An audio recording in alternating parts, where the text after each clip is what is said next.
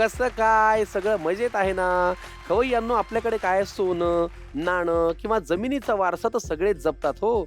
पण खरा वारसा तो जो पिढ्यानपिढ्या आपल्या स्वयंपाकघरामध्ये जपला जातो. कधी आईच्या हातची ती मायेची फोडणी आपल्याला आठवते, तर कधी आजीने शिकवलेला तो मसाल्याचा अचूक अंदाज सासरी गेल्यावरती आठवतो. या पारंपरिक रेसिपीज अशाच असतात, ज्या फार पुस्तकात लिहिलेल्या नसतात, पण आपल्या मनावरती, काळजावरती त्या कायम उतरलेल्या असतात. आज आपल्या किचनमध्ये अशाच परंपरेची शिदोरी घेऊन एक मॅडम इथे येणार आहेत. फार मनापासून त्यांचं स्वागत करूया. निलिमा कोठावदे यांचं. प्लीज या. नमस्कार. नमस्कार. नमस्कार. नमस्कार. कशा आहात आपण? एकदम मजेत. काय नाव आपलं पूर्ण? निलिमा प्रशांत कोठावदे. बर, कुठून आलेला आहात? मी ठाण्यावरून आली आहे, पण माझं माहेर आहे पिंपळनेर, धुळे जिल्ह्यातील. बर. आणि सासर आहे सटाणा, नाशिक जिल्ह्यातील. वा वा वा. असं खानदेश आणि बागलान असं दोघं कॉम्बिनेशन ची खाद्य संस्कृती घेऊन आली आहे. छान छान. निलिमाजी घरी कोण असतं? घरी मिस्टर आणि मुलगा असतो. बर. मुलगा काय करतो? मुलगा आता इंजिनियर झालाय आणि आता पुण्याला सध्या तो जॉब करतोय. वा वा. मग आता सुनबाई कधी आणायची? अजून वेळ आहे. अजून थोडं वेळ. पण चौफेर नजर तर असेल ना तुमची, की इकडे जरा थोडं मनामध्ये काही गोष्टी आहेत. हा, ते आईच्या मनामध्ये आईच्या पोरं एकदा मनामध्ये. मार्गाला लागले की येतच आपोआप. नाही, वा. बरोबर. तुम्ही काय करताय आयुष्यात तुमच्या?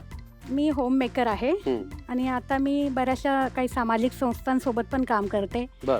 भजनी मंडळ आहे, मंगळागौरीचा ग्रुप आहे. बर. मला गाणं आवडतं म्हणून मी गाणंही शिकते. बर. अशा वेगवेगळ्या ऍक्टिव्हिटीज करत गाणं असते. शिकता म्हणजे शास्त्रीय संगीताचा शास्त्रीय, क्लास जॉईन हो. केलाय? कुणाकडे प्रवेश शिकता? कृपाताई कुलकर्णी म्हणून आहेत ठाण्याला, त्यांच्याकडे शिकते वा वा सध्या. वा. छान. आवड जपता हे फार बरं आहे. हो. कारण मला ते स्वतःला पण आवडत नाही की होम मेकर आहे. होम मेकर इज म्हणजे फार महत्वाचा जॉब आहे. हो, कारण हो. सगळ्यांना उभं करायचं, सगळ्यांना खाऊ घालायचं, सगळ्यांना तब्येतीने छान ठेवायचं, स्वतःची काळजी घेण्याकडे दुर्लक्ष करायचं, हे काही खायचं काम नाही. पण नाही. तुम्ही तुमची आवड जपता, स्वतःकडे लक्ष देताय, मला आवडलं. वा. हो. मग आज पदार्थ कुठला आहे? खानदेशातला निवडलाय? नाही, म्हणजे आमची जी लाडशाकी वाणी समाज खाद्य संस्कृती आहे ना, यांचा मी आज पदार्थ आपल्याकडे घेऊन आलेली आहे. बरं. तो खानदेश आणि बागलान ह्या दोघं मिक्स यांच्यामध्ये कल्चर आहे. मिक्स कल्चर आहे, फक्त पद्धती वेगवेगळ्या आहेत थोड्या बनवण्याच्या. बरोबर आहे. म्हणून तर आम्ही तुम्हाला इथे बोलवलंय, कारण प्रत्येक घराची पद्धत आणि चव ही वेगळी असते. हो. तर बिलकुल वेळ नको वाया घालूया, स्वयंपाकघरात जाऊया, बघूया कुठला पदार्थ करायचा. या. वा वा वा. हे आमचं स्वयंपाकघर आहे. कसं वाटलं तुम्हाला? छान. वा वा वा. करायला मजा येणार आहे. हो, करायला अगदी काय म्हणजे मोठं वानखेडे स्टेडियम आहे. नक्की. पहिला पदार्थ तुम्ही जो करणार आहात, तुमच्याकडे वाणी खाद्य संस्कृतीतला हा पदार्थ आहे. याचं नाव हो. काय? नारळ.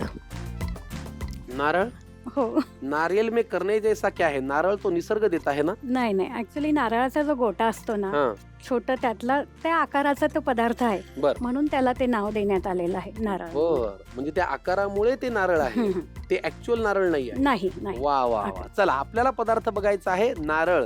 आता नारळ म्हणल्यावर तुम्ही लगेच वाहिनी चेंज करू नका. आमच्याकडे तर काय तयारच नारळ आहे. तसं नाहीये. हे नारळ वेगळं आहे, वेगळ्या खाद्य संस्कृतीचं, वेगळ्या घरातल्या चवीचं नारळ आहे. बरोबर? हो. चला, नारळासाठी लागणारं साहित्य हे मी पहिल्यांदाच म्हणतोय, असं मलाही वेगळंच वाटतंय.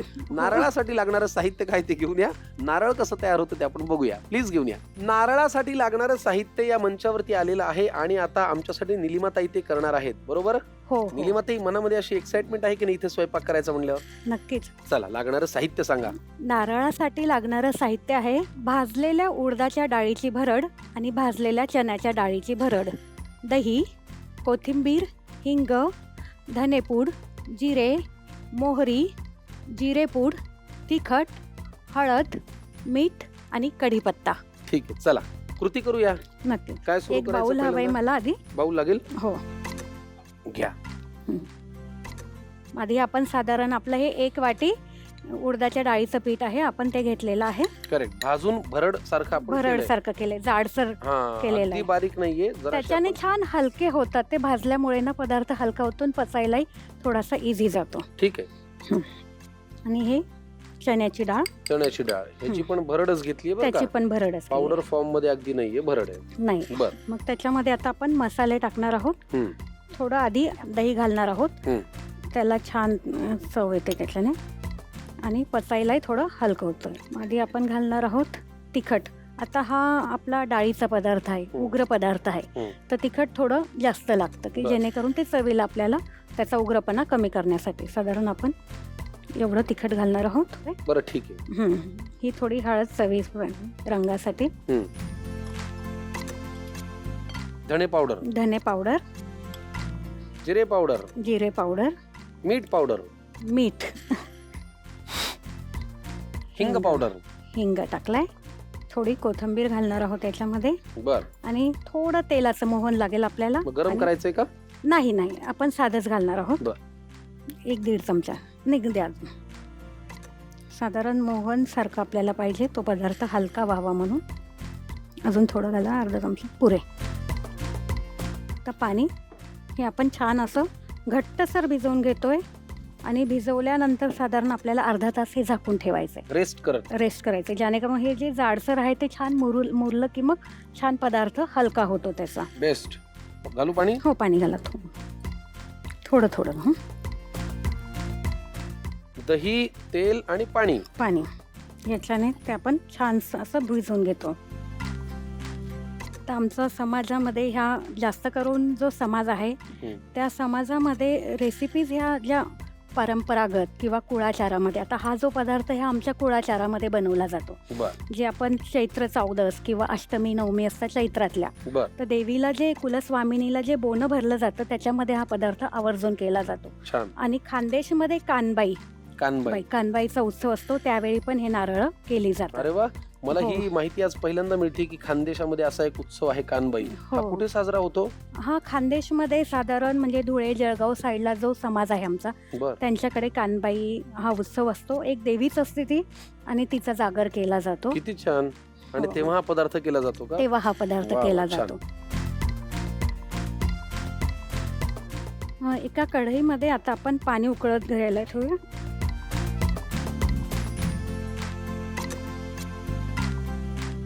कढईमध्ये आम्ही आता पाणी उकळत ठेवणार आहोत.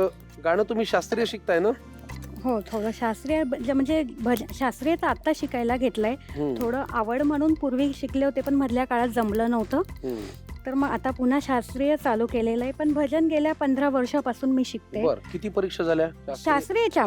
प्रवेशिका पूर्णपर्यंत झाले, आता मध्यमा प्रथमची तयारी. अरे वा चालू आहे. वा वा, छान छान छान छान. म्हणजे भूपाली राग, यमन हो. राग, हो, राग आहे. अलैया बिलावल, खमाज. आता अलैया बिलावल आता आहे. अरे वा. पाणी किती लागणार आहे बघा? घ्या, अजून थोडंसं लागेल आपल्याला. असं एक छान भिजवून झालेलं आहे. हे थोडं मळून ठेवूया म्हणजे आपलं पटकन ते मुरून येईल. मी जरा प्रेक्षकांना दाखवतो की भरड घेतल्यामुळे हे जे मळलेलं आहे त्याच्या टेक्स्चर मध्ये तुम्हाला ती भरड जाणवते बघा. म्हणजे पीठ मळल्यानंतर दिसतं ते वेगळं, पण आपण जे उडदाच्या डाळीचं आणि चण्याच्या डाळीचं ती भरड आपल्याला ह्या मळलेल्या ह्याच्यामध्ये जाणवते. छान. अजून मुरलं की छान घट्ट होतात, मग त्याचे आपल्याला गोळे करायचे. आता हे आपण साधारण 15-20 रेस्ट करण्यासाठी ठेवूया.